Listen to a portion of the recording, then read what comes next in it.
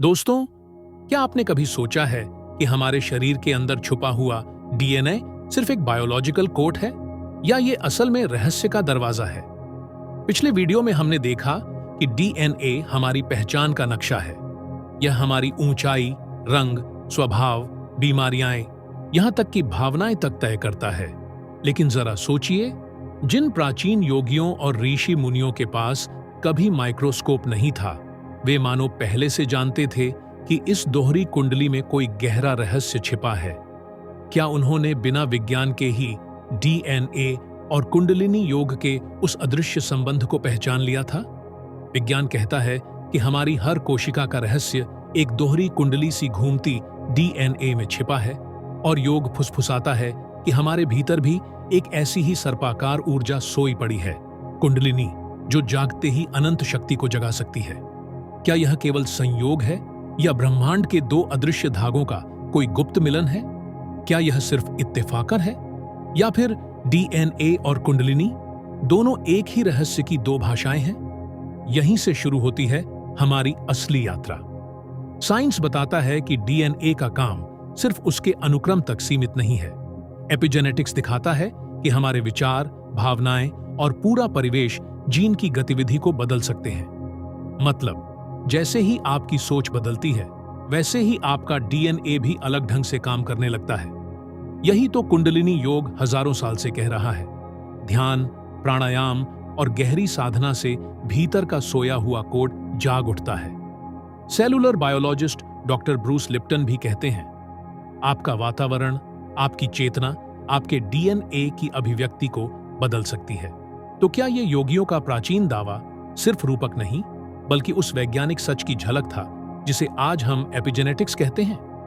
मनोविज्ञान कहता है कि हमारी भावनाएं, गुस्सा, डर, प्रेम सिर्फ मन तक सीमित नहीं रहती, वे शरीर की हर कोशिका पर अपनी छाप छोड़ती हैं। गहरी मेडिटेशन में जाते ही मस्तिष्क की तरंगें बदलने लगती हैं, बीटा से अल्फा, फिर थीटा और अंततः डेल्टा वेव्स तक। ये बदलाव सीधे हमारे नर्वस सिस्टम को प्रभावित करते हैं, और कई शोध बताते हैं कि ये जीन अभिव्यक्ति यानी डीएनए की गतिविधि को भी दिशा दे सकते हैं। अब जरा सोचिए, जब प्राचीन योगी कहते हैं कि कुंडलिनी जागरण से इंसान पूरी तरह रूपांतरित हो जाता है, क्या वे असल में उसी गहरे जैविक परिवर्तन की ओर इशारा कर रहे थे जिसे आज का विज्ञान धीरे धीरे समझ रहा है? योगियों ने सदियों से कहा है, मनुष्य के भीतर ही पूरा ब्रह्मांड छुपा है।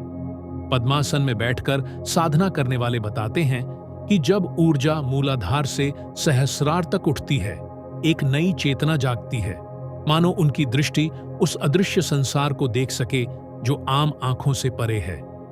कई साधक अपने अनुभव साझा करते हैं, उनकी स्मृति बदल जाती है, व्यवहार बदलता है, भीतर की शक्ति बिल्कुल नई लगने लगती है। कभी कभी ये परिवर्तन इतने गहरे होते हैं कि आधुनिक चिकित्सा भी हैरान रह जाती है। किसी की पुरानी बीमारी अप्रत्याशित रूप से कम हो जाती है, कोई साधारण व्यक्ति असाधारण सामर्थ्य दिखाने लगता है। क्या यह सचमुच डीएनए स्तर पर कोई सक्रियता है या फिर वह आंतरिक रूपांतरण है जिसे विज्ञान अभी पूरी तरह समझने की कोशिश कर रहा है? भगवद गीता में कृष्ण कहते हैं, जो योगी है वही वास्तव में श्रेष्ठ है। ओशो याद दिलाते हैं, मनुष्य की चेतना गहरी नींद में है, कुंडलिनी का अर्थ है उस चेतना को जगाना। और बुद्ध का वचन है, तुम्हारा मन ही तुम्हें बांधता है और वही मुक्त भी करता है। दिलचस्प बात यह है कि दुनिया की दूसरी परंपराओं में भी यही संदेश गूंजता है। सूफी रहस्यवादी नूर ए बातिन यानी भीतर की रोशनी की बात करते हैं, ईसाई मिस्टिक्स डिवाइन स्पार्क कहते हैं, और आधुनिक न्यूरोसाइंस बताता है कि हमारे विचार और भावनाएं जीन अभिव्यक्ति को बदल सकती हैं। तो क्या ये सब पूर्व से पश्चिम तक किसी गहरे जैविक रहस्य की ओर इशारा कर रहे थे, उस सोए हुए कोड की ओर जिसे हम आज डीएनए कहते हैं और जिसे विज्ञान अभी पूरी तरह समझने की शुरुआत ही कर रहा है? अब जरा सोचिए, अगर एपिजेनेटिक्स बताता है कि हमारे विचार और परिवेश जीन की गतिविधि बदल सकते हैं, और योग कहता है कि कुंडलिनी साधना उस भीतर सोए कोड को जगाने की चाबी है, तो क्या मनुष्य अपनी सीमाओं को तोड़कर लगभग देवतुल्य क्षमता तक पहुंच सकता है? यही कारण है कि सदियों से योगियों के बारे में असाधारण शक्तियों की कथाएं सुनने को मिलती हैं। और दिलचस्प बात यह है कि ऐसी कहानियां सिर्फ भारत तक सीमित नहीं हैं। तिब्बत के लामाओं से लेकर नेटिव अमेरिकन शैमन्स, यहां तक कि ईसाई मिस्टिक्स की परंपराओं में भी गहन साधना से शरीर और चेतना में चमत्कारी बदलावों का जिक्र मिलता है। आज आधुनिक विज्ञान भी इस रहस्य को सुलझाने की ओर बढ़ रहा है। न्यूरोसाइंस और क्वांटम बायोलॉजी यह खोज रही हैं कि माइंड बॉडी प्रैक्टिसेस जीन अभिव्यक्ति और न्यूरोप्लास्टिसिटी को कैसे प्रभावित करती हैं। तो क्या सच में वह दिन दूर है जब विज्ञान और अध्यात्म मिलकर उस बिंदु तक पहुंचेंगे जहां इंसान अपने ही डीएनए को अनलॉक करने की चाबी समझ लेगा? और सबसे बड़ा सवाल, क्या आपका डीएनए अभी भी सोया हुआ है? क्या आप भी उस कुंडलिनी को जगा सकते हैं जो आपको आपकी असली शक्ति से जोड़ दे? या ये सिर्फ एक खूबसूरत कल्पना है जो इंसान को आशा देने के लिए गढ़ी गई? दोस्तों, सच यही है। आज विज्ञान, मनोविज्ञान और अध्यात्म तीनों एक ही दिशा में इशारा कर रहे हैं। डीएनए और कुंडलिनी ये कोई अलग अलग बातें नहीं हैं, बल्कि एक ही सिक्के के दो पहलू हैं। अब इस सफर के अगले पड़ाव में हम और गहराई से देखेंगे कैसे आधुनिक वैज्ञानिक प्रयोग दिखाते हैं कि गहन ध्यान जीन अभिव्यक्ति को प्रभावित कर सकता है, कैसे प्राचीन योगियों के अनुभव इस सत्य को एक अलग भाषा में बयान करते हैं, और कैसे आप भी अपने भीतर उस सुप्त शक्ति को धीरे धीरे जागृत कर सकते हैं। तो जुड़े रहिए, क्योंकि यह यात्रा आपको सीधे उस रहस्य तक ले जाएगी जहां विज्ञान और अध्यात्म की रेखाएं एक हो जाती हैं और इंसान अपने भीतर छुपे ब्रह्मांड को पहचानना शुरू करता है। दोस्तों, अब असली सवाल यही है, क्या सच में डीएनए और कुंडलिनी योग के बीच कोई ठोस वैज्ञानिक प्रमाण मौजूद है? क्योंकि बिना सबूत के कोई भी दावा अधूरा लगता है और हमारी खोज यहीं से रोचक मोड़ लेती है। पहला संकेत मिलता है एपिजेनेटिक्स से।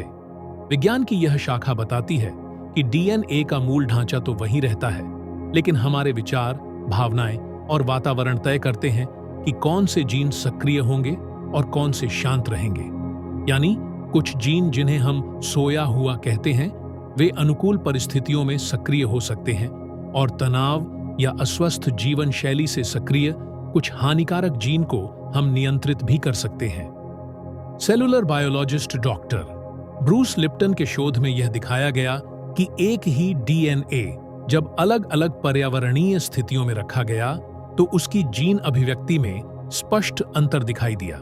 यानी बाहरी परिस्थितियां और आंतरिक मानसिक रासायनिक संकेत डीएनए की गतिविधि को दिशा दे सकते हैं।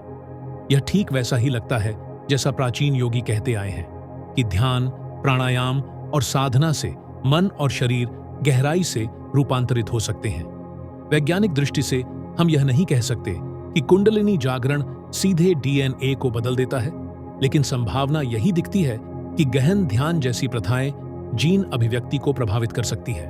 और यही वह कड़ी है जहां आधुनिक विज्ञान और प्राचीन योग एक दूसरे से मिलने लगते हैं। दूसरा संकेत, मेडिटेशन और डीएनए रिपेयर। हार्वर्ड, यूसीएफएस, एमआईटी और अन्य अंतर्राष्ट्रीय संस्थानों की कई पीयर रिव्यू स्टडीज में पाया गया कि लंबे समय तक ध्यान या प्राणायाम करने वालों के टेलोमियर्स यानी डीएनए के सिरों पर मौजूद सुरक्षात्मक कैप्स औसतन थोड़े लंबे थे या उनकी कमी की गति धीमी थी।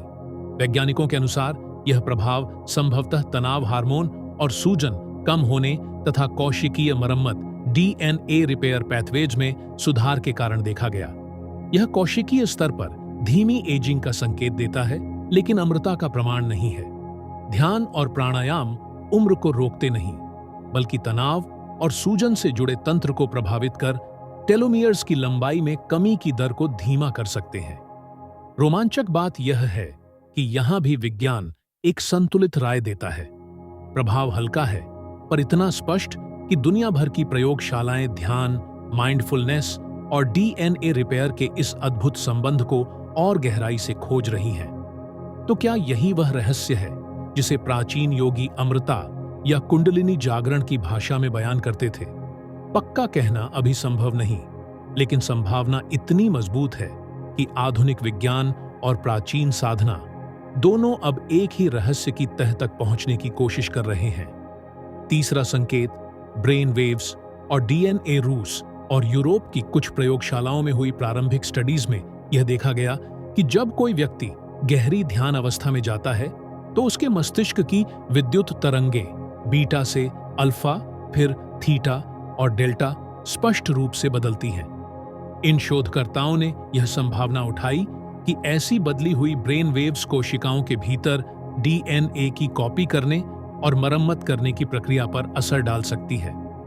दूसरे शब्दों में, शरीर केवल भोजन और हार्मोन से ही नहीं, बल्कि चेतना की लयबद्ध तरंगों से भी सूक्ष्म संकेत प्राप्त कर सकता है। हालांकि यह विचार अभी प्रारंभिक स्तर का है। अब तक कोई निर्णायक सबूत नहीं है कि ध्यान से उत्पन्न ब्रेन वेव्स सीधे डीएनए की संरचना को बदल देती है।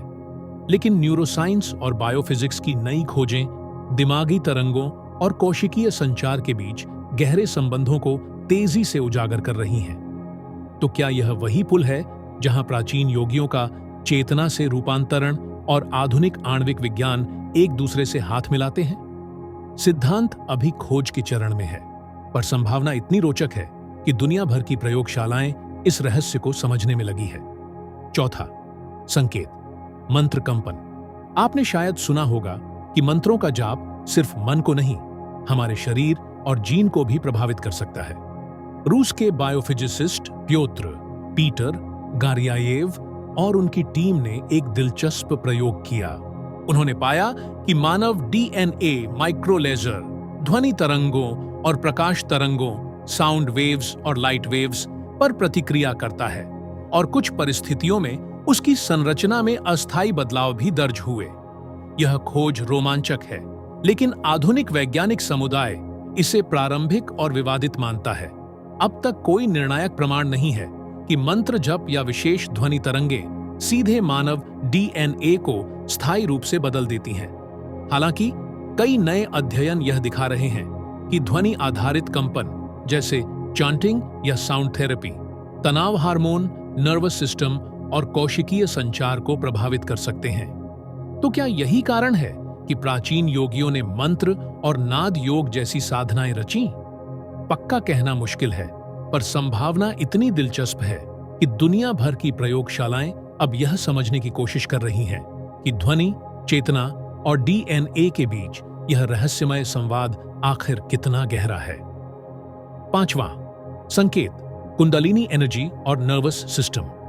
वैज्ञानिक दृष्टि से देखा जाए तो कुंडलिनी योग का सबसे स्पष्ट असर हमारे ऑटोनॉमिक नर्वस सिस्टम पर पड़ता है, यानी वह तंत्र जो दिल की धड़कन, सांस और हार्मोन संतुलन जैसी अनजानी प्रक्रियाओं को नियंत्रित करता है।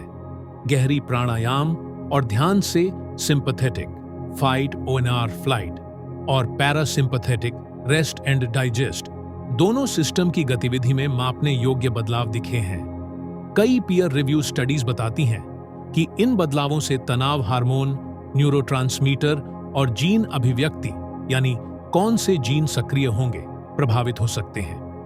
कुछ शोधकर्ताओं का सुझाव है कि यह श्रृंखला नर्वस सिस्टम से हार्मोन, फिर जीन अभिव्यक्ति, आखिरकार डीएनए की कार्यप्रणाली तक पहुंच सकती है।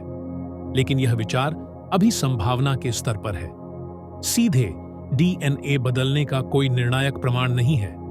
तो क्या यही वह सूक्ष्म मार्ग है जिसे प्राचीन योगियों ने कुंडलिनी ऊर्जा कहकर वर्णित किया था? पक्का कहना अभी संभव नहीं, पर आधुनिक न्यूरोसाइंस और एपिजेनेटिक्स की खोजें दिन ब दिन यह दिखा रही हैं कि मन, सांस और तंत्रिका तंत्र की यह गहराई शरीर के सबसे सूक्ष्म स्तर यानी जीन की गतिविधि तक असर डाल सकती है। मनोविज्ञान और न्यूरोबायोलॉजी हमें बताती है कि हर बार जब आप गुस्सा, डर या प्रेम जैसी तीव्र भावनाएं महसूस करते हैं, आपका मस्तिष्क और शरीर तुरंत रासायनिक संदेशवाहक छोड़ते हैं, जैसे कॉर्टिसोल, एड्रेनालाइन या ऑक्सीटोसिन। ये हार्मोन आपके कोशिकीय वातावरण को बदल देते हैं, और कई पीयर रिव्यू स्टडीज दिखाती हैं कि ऐसे रासायनिक संकेत जीन अभिव्यक्ति यानी डीएनए के काम करने के तरीके पर असर डाल सकते हैं। इसका मतलब यह नहीं कि डीएनए का अनुक्रम बदलता है, लेकिन यह जरूर कि कौन सा जीन कब और कितना सक्रिय होगा, यह आपकी मानसिक और भावनात्मक अवस्था से प्रभावित हो सकता है। तो अब जरा सोचिए, अगर लगातार नकारात्मक तनाव और डर डीएनए की कार्यप्रणाली को बीमार बना सकते हैं, तो सकारात्मक ध्यान, गहरी मेडिटेशन या कुंडलिनी साधना क्यों न उसी दिशा में स्वास्थ्यवर्धक असर दिखाए। आज तक ऐसा कोई निर्णायक प्रमाण नहीं है कि कुंडलिनी जागरण डीएनए को चमत्कारिक शक्ति देता है, लेकिन एपिजेनेटिक्स और माइंड बॉडी मेडिसिन की शोध यह संभावना मजबूती से दिखाती है कि सकारात्मक मानसिक अवस्था और ध्यान हमारी कोशिकाओं और जीन अभिव्यक्ति को गहराई से प्रभावित कर सकते हैं।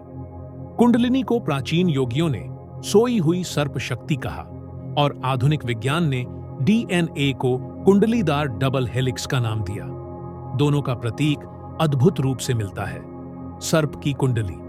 दोनों का मूल विचार भी सोई हुई शक्ति को जगाना।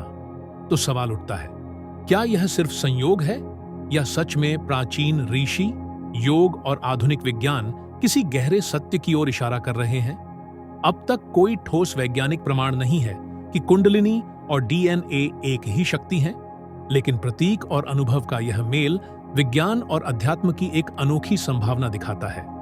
आज न्यूरोसाइंस और एपिजेनेटिक्स यह स्वीकार करते हैं कि ध्यान, प्राणायाम और गहन साधना जीन अभिव्यक्ति और नर्वस सिस्टम को बदल सकते हैं। शायद यही कारण है कि यह दो अलग भाषाएं, एक प्राचीन योग की, दूसरी आधुनिक प्रयोगशालाओं की, कहीं न कहीं एक ही रहस्य को छू रही हैं। अब सबसे बड़ा सवाल यही है, अगर ध्यान, मंत्र जप और गहन कुंडलिनी साधना वाकई जीन अभिव्यक्ति को प्रभावित कर सकती है, तो क्या इंसान खुद को ऑर्डिनरी से एक्स्ट्रॉर्डिनरी बना सकता है?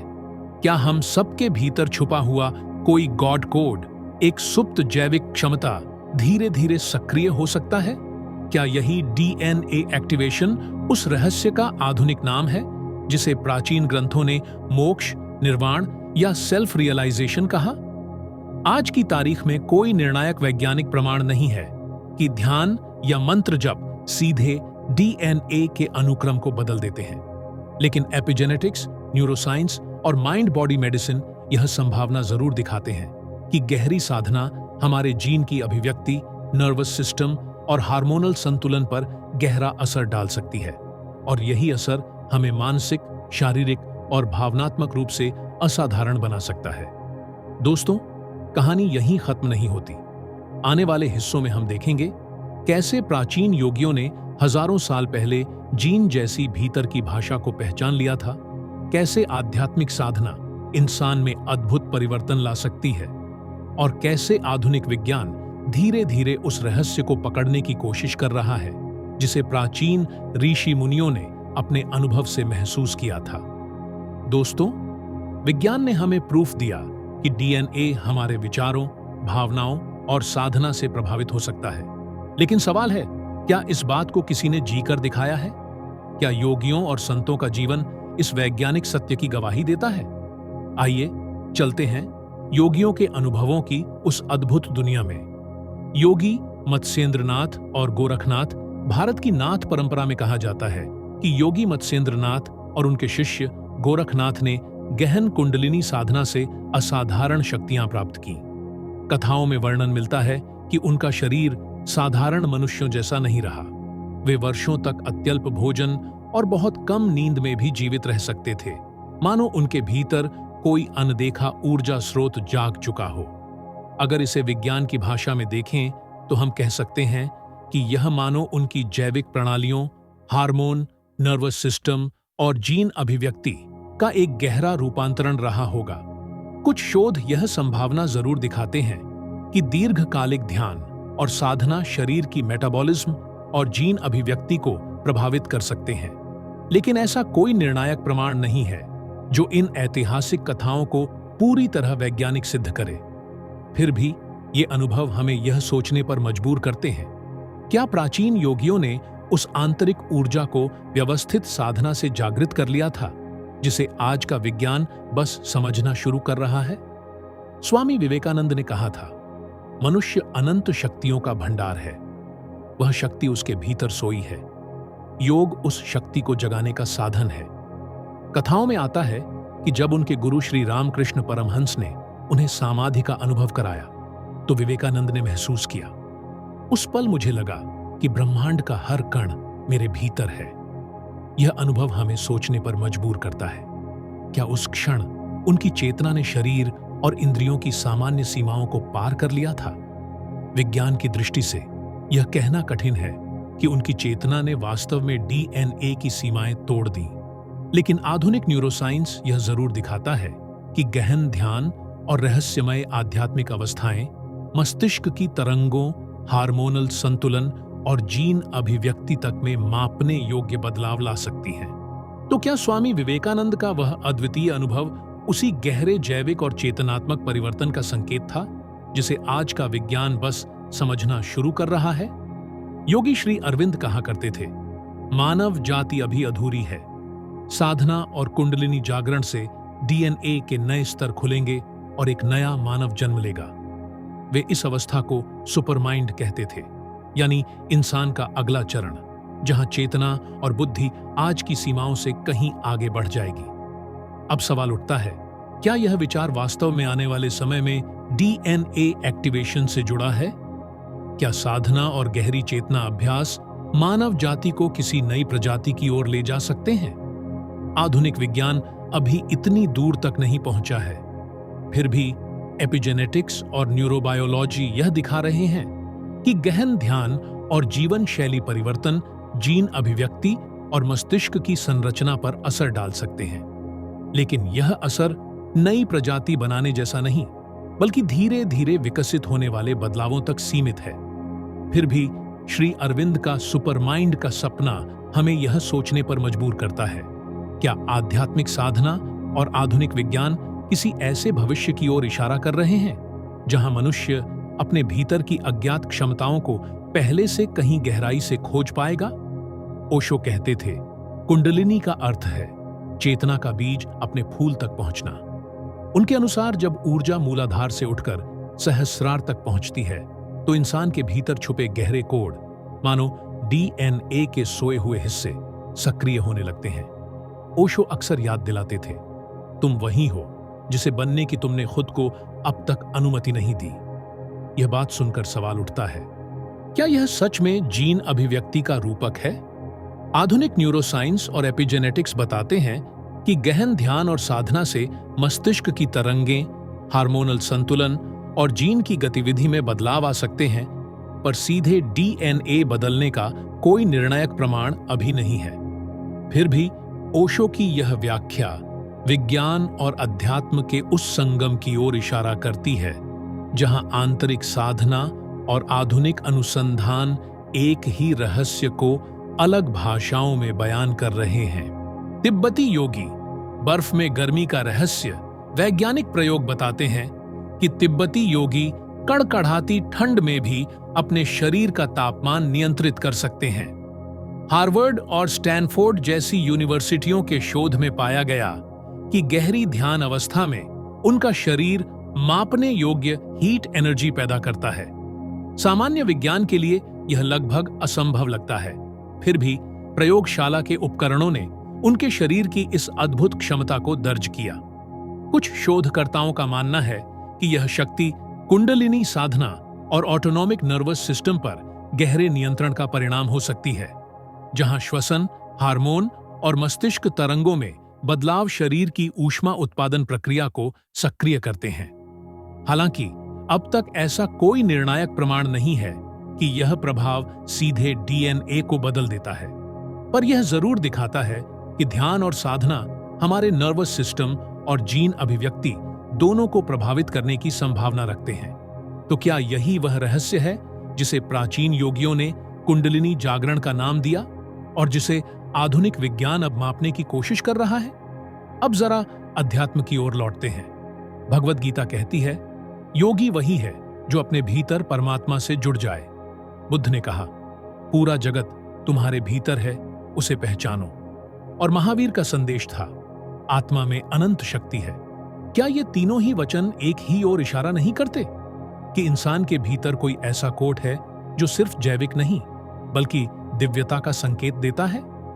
आधुनिक विज्ञान अब तक यह नहीं कहता कि डीएनए सचमुच दिव्य कोड है, लेकिन एपिजेनेटिक्स और न्यूरोसाइंस बार बार दिखा रहे हैं कि हमारे विचार, भावनाएं और ध्यान की गहराई जीन अभिव्यक्ति और चेतना पर गहरा असर डाल सकते हैं। शायद यही कारण है कि प्राचीन ऋषि की यह भाषा और आधुनिक प्रयोगशालाओं की खोज एक ही रहस्य की दो अलग अलग भाषाएं लगती हैं, जहां मनुष्य का शरीर और उसकी चेतना मिलकर ब्रह्मांड का द्वार खोलने की संभावना रखते हैं। दोस्तों, अब आप खुद देख रहे हैं, विज्ञान कहता है डीएनए बदल सकता है, योग कहता है कुंडलिनी जाग सकती है, और महान आध्यात्मिक गुरुओं का संदेश है मनुष्य के भीतर ही पूरा ब्रह्मांड सोया है। तो क्या ये सब अलग अलग दावे हैं या फिर एक ही अदृश्य सत्य के अलग अलग पहलू? आधुनिक प्रयोगशालाएं जीन अभिव्यक्ति और चेतना के संबंध को खोज रही हैं, और प्राचीन साधना हजारों साल से मन और ऊर्जा के उसी रहस्य की ओर इशारा कर रही है। शायद यह वही बिंदु है जहां विज्ञान और अध्यात्म की रेखाएं एक हो जाती हैं, और हम महसूस करते हैं कि सत्य को समझने के लिए दोनों की जरूरत है, सूक्ष्म यंत्रों की और सूक्ष्म साधना की। अब सबसे बड़ा सवाल, अगर सच में प्राचीन योगियों ने अपने भीतर की सुप्त ऊर्जा को इस हद तक जगाया कि उनकी जैविक सीमाएं बदल गईं, तो क्या हम सब भी वही कर सकते हैं? क्या हर इंसान के भीतर छुपा हुआ गॉड कोड कभी सक्रिय हो सकता है? क्या यही अनुभव, मोक्ष, निर्वाण, समाधि दरअसल उसी रहस्य का आधुनिक वैज्ञानिक नाम है? दोस्तों, आज तक ऐसा कोई निर्णायक प्रमाण नहीं है कि ध्यान या कुंडलिनी साधना डीएनए के अनुक्रम को स्थायी रूप से बदल देती है, लेकिन एपिजेनेटिक्स, न्यूरोसाइंस और माइंड बॉडी रिसर्च बार बार यह संभावना दिखा रहे हैं कि गहरी साधना हमारी जीन अभिव्यक्ति, नर्वस सिस्टम और मस्तिष्क की संरचना पर गहरा असर डाल सकती है। और यही सबसे रोमांचक बात है, आधुनिक विज्ञान अब उसी दिशा में कदम दर कदम बढ़ रहा है, जहां योग और अध्यात्म हजारों साल से चुपचाप खड़े होकर हमारी प्रतीक्षा कर रहे थे। दोस्तों, हमारी यह अद्भुत यात्रा यहीं रुकती नहीं। अगले हिस्से में हम गहराई से देखेंगे डीएनए एक्टिवेशन की प्रैक्टिकल तकनीकें, वो साधना और ध्यान के तरीके जिनसे आप अपने डीएनए की जीन अभिव्यक्ति को प्रभावित कर सकते हैं, और यह सफर आपको कैसे आध्यात्मिक उत्कर्ष की ओर ले जाता है। अगर आप भी इस खोज को अगले स्तर तक ले जाना चाहते हैं, तो नीचे कमेंट में लिखें, हाँ, मुझे अपनी कुंडलिनी जगाना है। आपका हर शब्द हमें अगले भाग की दिशा देता है। और हाँ, अगर आपको यह ज्ञान यात्रा मूल्यवान लगी, तो सुपर थैंक्स बटन दबाकर समरी जंक्शन परिवार को मजबूत बनाइए। आपका छोटा सा योगदान ही हमें और गहरे रहस्यों को आपके सामने लाने की प्रेरणा देता है। जुड़े रहिए, क्योंकि अब सफर और भी रहस्यमय और रोमांचक होने वाला है।